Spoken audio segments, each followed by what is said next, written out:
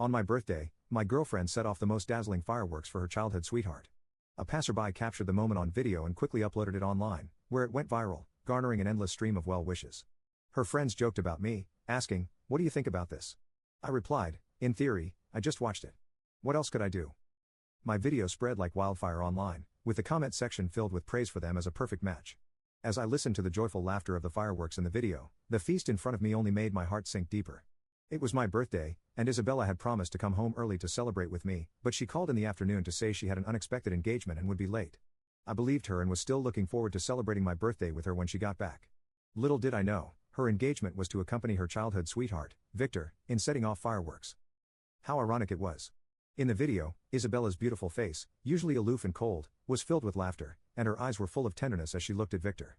This was a smile I had never received. Before this, I thought she was just naturally not a smiling person, incapable of expressing affection. I laughed in self-mockery, unwrapped the cake, and ate in silence. The greasy sweet tasted right in my mouth, but suddenly, it felt pretty pointless. I took my phone and called Isabella. She answered quickly, and her voice was as cold as ever. "What's up?" As she spoke, I could clearly hear the sound of fireworks in the background. After a second of silence, I swallowed the cake in my mouth and asked calmly, "Where are you?" "At the office." "What's the matter?"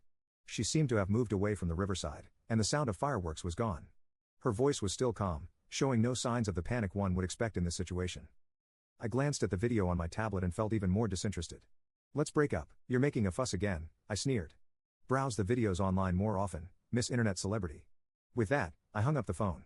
Since I had proposed the breakup, I shouldn't stay at her place any longer. I looked at the untouched dishes on the table, got up, and went to the kitchen to find some containers to pack them up. Then I packed my belongings and took a taxi back to my small apartment, which I hadn't visited in a long time. After I graduated from university, my parents bought me a small apartment in the city.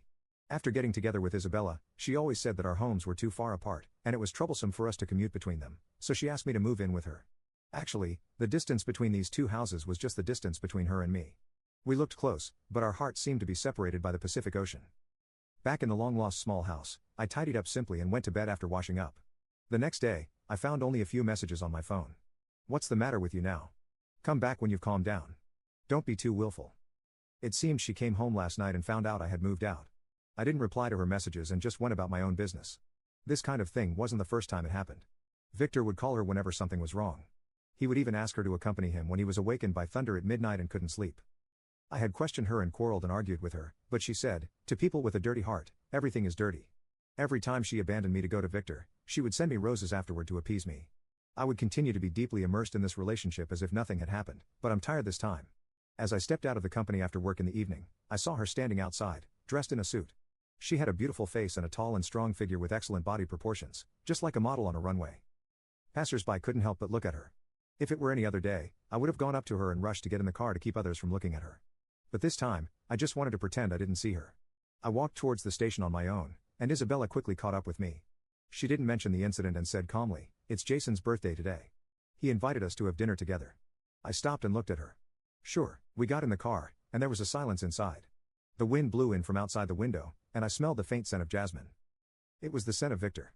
The scent wasn't too pleasant. On a whim, I asked, "Do you like the smell of jasmine?" Isabella's eyes flickered slightly. "It's okay." "Really?" I thought, then why have I always smelled this scent on you before? I didn't say anything more. We arrived at the agreed hotel where they had been waiting for a while. Seeing us come together, Victor was obviously surprised. "Good evening, Isabella, Alex. We've been waiting for you for a long time." I smiled faintly and looked at Jason. "I'm sorry. I came in a hurry and didn't bring a gift." Jason is Isabella and Victor's childhood friend. Isabella always took me with her to their gatherings, and gradually, we became acquainted. "I've given him a gift. You don't need to feel sorry." Isabella led me to the table. The remaining two seats were opposite each other. I didn't know if they arranged it on purpose. I let go of her hand and walked straight to the seat opposite. Isabella's expression changed slightly, but she didn't say anything and sat down next to the empty seat beside Victor. I knew what her friends were thinking. They never approved of Isabella and me being together and were always cold to me. Before, I wanted to get along with them, and I would give them gifts I had carefully selected for every holiday. But I've never seen anyone really use the things I gave them. They probably didn't want to accept me from the bottom of their hearts. I was too naive to see such an obvious thing until now. I didn't say a word and ate quietly. Isabella chatted with them with ease, peeling shrimp without stopping. She never eats seafood unless someone peels the shell for her, and she will reluctantly try a bit because she finds it troublesome to peel it herself. However, she didn't mind the trouble now. She peeled the whole plate of shrimp, moved it in front of Victor, and then slowly took a wet wipe and wiped her hands carefully. This was a treatment I had never had. Seeing this, I felt depressed. I decided to let her go, but I still felt sad when I really saw her like this. Jason also noticed her actions. He looked at my expression and nudged Isabella, teasing, "Don't favor one over the other. Peel some shrimp for your boyfriend too." Isabella seemed to realize it for the first time, looked at the empty plate on the table, and said, "Order another plate."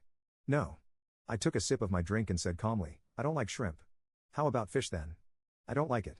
Isabella looked surprised, seemingly not expecting me to say this without hesitation. Meeting her gaze, I took a napkin and calmly wiped my mouth and stated, "I don't like anything you said." "Alex, are you angry?" Adrian said cautiously. "Why don't you eat this plate of shrimp?" "Please don't be angry with Isabella." Her tinted lip made me look like the bad guy. "How could I be angry? Please enjoy your meal. I just remembered I have some unfinished work, so I'll take my leave." With a calm smile, I picked up my bag, ready to leave. "Come on. Are you still upset about Isabella setting off fireworks for Victor?" Jason mentioned deliberately, his face filled with provocation. Hearing him bring this up, Victor spoke up. "I'm sorry, Alex. I was in a mood back then, and Isabella just wanted to cheer me up with that." "Isabella, you should apologize to Alex." Isabella frowned upon hearing this. "I just set off some fireworks. Why should I apologize?" Her words caused the atmosphere to freeze. Victor smiled subtly at me from where she couldn't see, as if silently declaring her possession over Isabella. It was laughable. The person who did wrong had no idea that she was in the wrong. Just like before, she never realized her own faults. She thought she could just casually appease me and move on from this. I smiled. "Yes. You're right. The fireworks were quite a spectacle. Keep it up next time." With that, I left without looking back. The moment I closed the door, I heard Victor's voice. "Isabella, go apologize quickly. Alex is obviously angry. Don't mind him. He'll be fine in a few days." Her words stabbed at me like a sharp sword. What on earth had I done before to make her so confident? I walked out of the hotel slowly. The cool breeze of the early autumn night was refreshing. I strolled along the bustling streets with couples passing by, their affectionate displays genuinely enviable. Before Victor came back, Isabella and I were just like them. We held hands tightly, unwilling to let go for fear of losing each other. So why did things turn out this way? I felt heavy breathing, a bit suffocated. Seeing an ice cream truck on the side of the road, I thought for a moment and bought an ice cream.